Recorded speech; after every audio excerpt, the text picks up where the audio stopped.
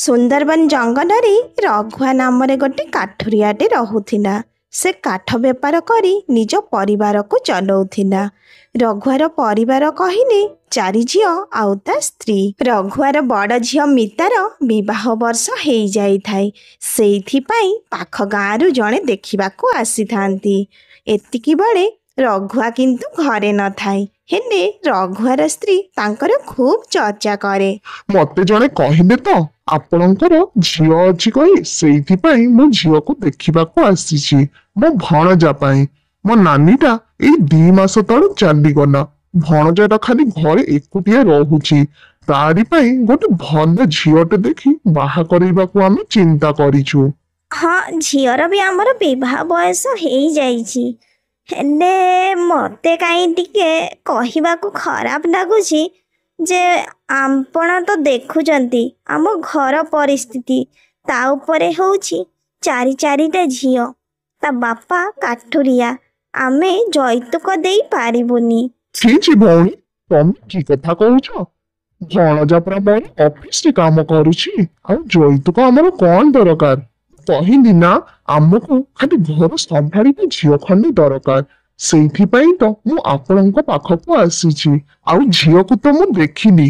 ଝିଅ ମୋର ବହୁତ ପସନ୍ଦ ହେଇଛି। ଭଣଜା ତ କହିଛି, ମାମୁଁ ତମେ ଯେଉଁଠି ଠିକ କରିବ ମୁଁ ସେଇଠି ବାହା ହେବି। ଭଣଜା ପରେ ଆସି ଦେଖିଯିବ। ଏବେ ମୁଁ ଯାଉଛି। ସେ ଆସିଲେ ତାଙ୍କୁ କହିବ। ଆଉ ଯଦି ତମେ 2 ଜଣ ବାହାଘର ପାଇଁ ରାଜି ହେବ, ହେଲେ ଆଗାମୀ 15 ଦିନ ଭିତରେ ଆମେ ବାହାଘର ସାରିଦେବା। ଝିଅ ଦେଖିବାକୁ ଆସିଥିବା ବନ୍ଧୁ ଜଣକ ସେଇଠୁ ଚାଲିଯାଆନ୍ତି। ହେଲେ ରଘୁଆ ସ୍ତ୍ରୀର କ'ଣ ମନ ମାନେ? ସିଏ ଖାଲି ଏଇ କଥାଟା ରଘୁଆକୁ କହିବା ପାଇଁ ତରତର ହେଉଥାଏ। ଆଉ ରଘୁଆକୁ ଘର ଅଗଣାରେ ଅପେକ୍ଷା କରିଥାଏ। ଠିକ୍ ଏତିକି ବେଳେ ରଘୁଆ ତାର କୁରାଢ଼ୀ ଖଣ୍ଡେ ଧରି ଆସି ଘରେ ପହଞ୍ଚିଯାଏ। ରଘୁଆ ସ୍ତ୍ରୀ ରଘୁଆକୁ ସବୁକିଛି ବୁଝେଇ କୁହେ। ଆଉ ରଘୁଆ ବି ବିବାହ ପାଇଁ ସମ୍ମତି ଦିଏ।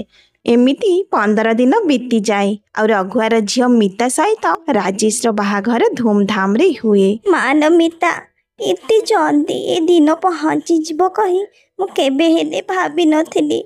ହେଲେ ଝିଅମାନଙ୍କର ତ ଜୀବନ ଏଇଆ ମା। ମୁଁ ବି କେବେ ବୋହୂ ହେଇ ଆସିଥିଲି, ସଂସାର ଗଢ଼ିଥିଲି। ଆଜି ତୁ ବି ବୋହୂ ହେଇଯାଉଛୁ। କଥାରେ ଅଛି ପରା, ମା ଘରୁ ସବାରି ବାହାରେ ଆଉ ଶାଶୁ ଘରୁ ଜୁଇ ଉଠେ। ସେମିତି ମା ରହିବୁ, ଭଲରେ ଚଳିବୁ।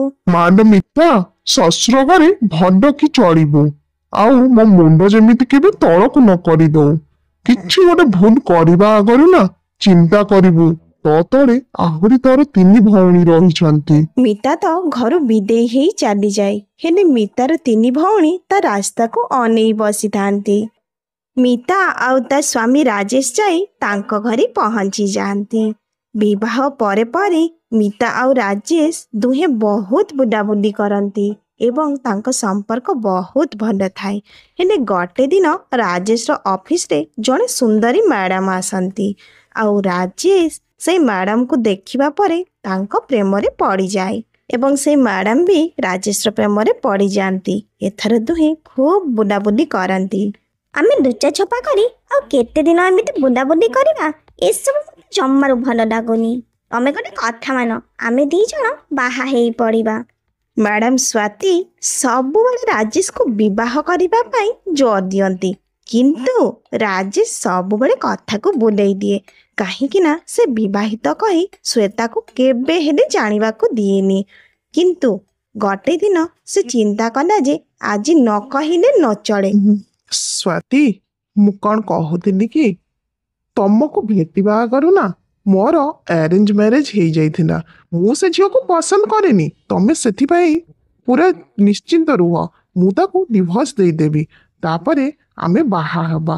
ଏଇ କଥାଟା ମୁଁ କେତେ ଦିନ ଆଗରୁ କହିବାକୁ ଚିନ୍ତା କରିଥିଲି। ହେଲେ ତମକୁ ଦେଖିଲେ ସବୁ ଭୁଲି ଯାଉଥିଲି। ସେଥିପାଇଁ ସରି।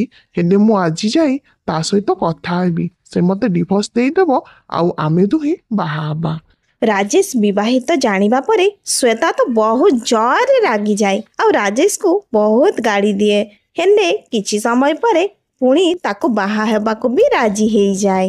ଏଥର ରାଜେଶ ସିଧା ଯାଇ ଘରେ ପହଞ୍ଚେ ଆଉ ଚିନ୍ତା କରେ ସ୍ତ୍ରୀକୁ ସବୁ କଥା କହିବ। ଶୁଣୁଛ, ମୁଁ ଆଉ ତମ ସାଙ୍ଗରେ ଚଳି ପାରିବିନି। ଯେତିକି ଦିନ ଚଳିଲି ବହୁତ ହେଇଗଲା। ତମେ ଯେଉଁ ଗାଉନିକୁ ନା ସେଇ ଗାଉନି ରହିବ। ତମକୁ ମୋ ସାଙ୍ଗରେ ଧରି ବାହାରକୁ ଗଲାବେଳେ ନା ବହୁତ ଲାଜ ଲାଗୁଛି। ତମେ ମତେ ଆଜି ହିଁ ଡିଭୋର୍ସ ଦେଇଦିଅ ଆଉ ନିଜ ବାପ ଘରକୁ ଚାଲିଯାଅ। ଆଉ ଯଦି ମୋ ସାଙ୍ଗରେ ରହିବାର ଅଛି ନା ହେଲେ ମୋ କଥା ମାନି ଚଳିବ ଆଉ ଚାକରାଣୀ ଭଳିଆ ରହିବ। ନା ନା, ଦୟାକର ମତେ ମତେ ମୋ ବାପ ଘରକୁ ପଠାଅନି। ମୋ ତଳେ ପୁଣି ମୋର 3 ଭଉଣୀ। ଯଦି ମୁଁ ଯାଇ ବାପ ଘରେ ବସିଯିବି ହେଲେ ଆଉ ମୋ ଭଉଣୀମାନଙ୍କୁ କିଏ ବାହା କରିବ? ନାଇଁ, ମୁଁ ବରଂ ତମର ଦ୍ୱିତୀୟ ବିବାହ ପାଇଁ ରାଜି। ତମେ ବାହାଘର ପାଇଁ ରେଡି ହୁଅ। ମୁଁ ଚାକରାଣୀ ହେଇ ରହିବି। ମିତା ନିଜ ହୃଦୟରେ କହକୁ ଚାପି ରଖି ତା ସ୍ୱାମୀର ବରଯାତ୍ରୀ ପାଇଁ ରେଡି ହୁଏ ଆଉ ନିଜ ସ୍ୱାମୀର ବନ୍ଦାପଣା କରେ। ବନ୍ଦାପଣା ସରିଗଲା ପରେ ରାଜେଶ ତା ଗାଡ଼ିରେ ବସି ବାହା ହେବାକୁ ବାହାରିଯାଏ ଆଉ ମିତା ସେମିତି ଦାଣ୍ଡରେ ଠିଆ ହେଇ ରହିଥାଏ। ଶୁଣୁଛ, ମୁଁ ତ ଶ୍ଵେତାକୁ ବାହା ହେଇ ସାରିଲିଣି। ଆମେ ଆଉ ଏ ଘରେ ରହିବାନି। ଏଥର ଶ୍ଵେତା ସହିତ ଯାଇ ତା ଘରେ ରହିବା। ଚାଲ, ବେଗ ମୁଁ ରେଡି କରିଦେଇଛି। ତମେ ତମ ଜିନିଷପତ୍ର ଧର ଆଉ ଏବେ ହିଁ ବାହାରି ଯିବା। ଏଥର ରାଜେଶ ଆଉ ଶ୍ଵେତା ଯାଇ ଗୋଟେ ରୁମ୍ରେ ରୁହନ୍ତି ଆଉ ମିତା ସାଜେ ଘରର ଚାକରାଣୀ। ସେମାନେ ଅଫିସକୁ ଗଲା ପରେ ସେ ଘରରେ ସବୁ କାମଧନ୍ଦା କରେ। ଏମିତି ଗୋଟେ ଦିନ ମିତା ଜୋର ଜୋରରେ ଭଜନ ଗାଇ ଠାକୁରଙ୍କର ପୂଜା କରୁଥାଏ। ମିତାର ଆରତି ଗାଇବା ଶୁଣି ଶ୍ଵେତାକୁ ବହୁତ ଡିଷ୍ଟର୍ବ ହୁଏ। ସେ ଦୌଡ଼ିକି ଆସି ଠାକୁର ଘରେ ପହଞ୍ଚିଯାଏ। ହାଇ ହେ ୟୁ, ଗାଉଁଲି କୋଠିକାର ଗବାନ ନହେଲେ ତତେ କିଛି ହେଲେ ମୁଣ୍ଡରେ ପଶୁନି କି? ମୁଁ ଗୋଟେ ଅର୍ଜେଣ୍ଟ ମିଟିଂରେ ଥିଲି ଆଉ ତୁ ଏଠି ଢାଉ ଢାଉ କରି ପାଟି କରିକି ଭଜନ ଗାଉଛୁ। ତତେ କ'ଣ ଟିକେ ହେଲେ ବି ଲାଜ ଲାଗୁନି? ତୁ ଭୁଲି ଯାଉଛୁ ତୁ ମୋ ଘରେ ରହିଛୁ କହିକି। ଆଉ ଦିନେ ଯେମିତି ତ ଏଇ ଭଜନ ଗାଇବା ଏ ଘରେ ନ ଶୁଣାଯାଏ। ମୁଁ ଏବେ ଯାଉଛି, ଆଉ ମତେ ଡିଷ୍ଟର୍ବ କରିବୁନି। ଶ୍ଵେତା ମିତାକୁ ବହେ ଗାଡ଼ି ଦେଇ ସେଠୁ ବାହାରି ଚାଲିଯାଏ। ହେଲେ ମିତା ବି ଥିଲା ଗାଁର ଝିଅ। ସେ ବା କେଉଁ ମାନିଥାନ୍ତା। छी, ଏ ମ୍ୟାଡାମର ତ ଟିକେ ହେଲେ ସଂସ୍କାର ଜ୍ଞାନ ନାହିଁ। ହେଲେ ମୁଁ ବି ମୋ ସ୍ୱାମୀଟାକୁ ନା ୟା ସହିତ ବାହାଘର କରି ବହୁତ ବଡ଼ ଭୁଲ କଲି। ହେଲେ ଆଉ ବେଶୀ ଦିନ ଏଇଟା ଚାଲିବାକୁ ଦେବିନି। ମତେ ବି କିଛି ନା କିଛି ଉପାୟ କରିବାକୁ ପଡ଼ିବ। ଯେମିତି ହେଲେ ରାଜେଶ ବାବୁ ଆଗରେ ୟାର ଅସଲି ମୁଖାଟା ଖୋଲିଦେବାକୁ ପଡ଼ିବ। ପରଦିନ ସକାଳୁ ଶ୍ଵେତାକୁ ଗୋଟେ ବଡ଼ ପାର୍ଟିରୁ ଇନଭିଟେସନ୍ ଆସିଥାଏ, ଯାହା ପାଇଁ କି ଶ୍ଵେତା ଆଉ ରାଜେଶକୁ ସେଇ ପାର୍ଟିରେ ପହଞ୍ଚିବାର ବହୁତ ଜରୁରୀ ଥାଏ। ଆଉ ଏଇସବୁ କଥା ଦୁଇଜଣ କଥା ହେଉଥାନ୍ତି। ହେଲେ ମିତା ଏସବୁ କଥାକୁ ଆଉ ଗୋଟେ ଘରେ ଥାଇକି ଶୁଣୁଥାଏ। ସେ ବି ଏଥର ଚିନ୍ତା କରେ ଯେ ଆଜି ଯେମିତି ହଉ ରାଜେଶକୁ ଜମାରୁ ସେ ଶ୍ଵେତା ସହିତ ପାର୍ଟିକୁ ଯିବାକୁ ଦେବନି। ସେଥିପାଇଁ ସେ ପ୍ଲାନ୍ ବନେଇ ଯାଇ ତା ରୁମ୍ରେ ଶୋଇପଡ଼େ। ଆଉ ରାଜେଶ ଦେଖେ ଯେ ମିତା ଆଜି ଘର ସାରା ଦେଖାଯାଉନି। ମିତାକୁ ଖୋଜି ଖୋଜି ଆସି ତା ରୁମ୍ରେ ସେ ପହଞ୍ଚିଯାଏ। ମିତା, ତମର କ'ଣ ହେଇଛି? ତମେ ଏମିତି ବିଛଣାରେ କାହିଁ ଶୋଇ ରହିଛ? ଚାଲୁନ ବାହାରେ ଟିକେ ଚଲାବୁଲା କରିବ। ନା ନା ନା, ମୋ ଦେହଟା ପୁରା ଜମାରୁ ଭଲ ଲାଗୁନି। ମୁଣ୍ଡଟା ଏମିତି ବିନ୍ଧୁଛି ଯେ ମତେ ଖାଲି ଅନ୍ଧାର ଦିଶି ଯାଉଛି। ଜମାରୁ ମୁଣ୍ଡ ଉଠେଇ ପାରୁନି। ଯଦି ତମେ ଟିକେ ସାହାଯ୍ୟ କରନ୍ତ, ମତେ ହସ୍ପିଟାଲକୁ ଟିକେ ଦେଖେଇ ନିଅ। ମିତାର କଥା ଶୁଣି ରାଜେଶ ରାଜି ହେଇଯାଏ ଆଉ ମିତାକୁ ଧରି ସାଙ୍ଗରେ ହସ୍ପିଟାଲକୁ ଯାଇ ପହଞ୍ଚିଯାଏ। ହେଲେ ସେପଟେ ଶ୍ଵେତା ତ ପୁରା ରାଗରେ କମ୍ପୁଥାଏ, କାହିଁକି ନା ପାର୍ଟି ଯିବାର ସମୟ କେତେବେଳରୁ ସରିଗଲାଣି।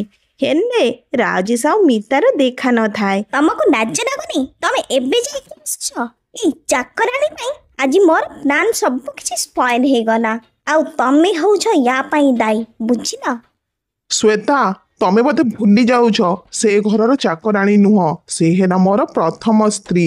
ଆଉ ତମେ ତମର ମୁହଁ ସମ୍ଭାଳିକି ଟିକେ କଥାବାର୍ତ୍ତା କର। ରାଜେଶ ଆଉ ଶ୍ଵେତା ଭିତରେ ମିତା ଝଗଡ଼ା ଲଗାଇ ବହୁତ ଖୁସି ଥାଏ।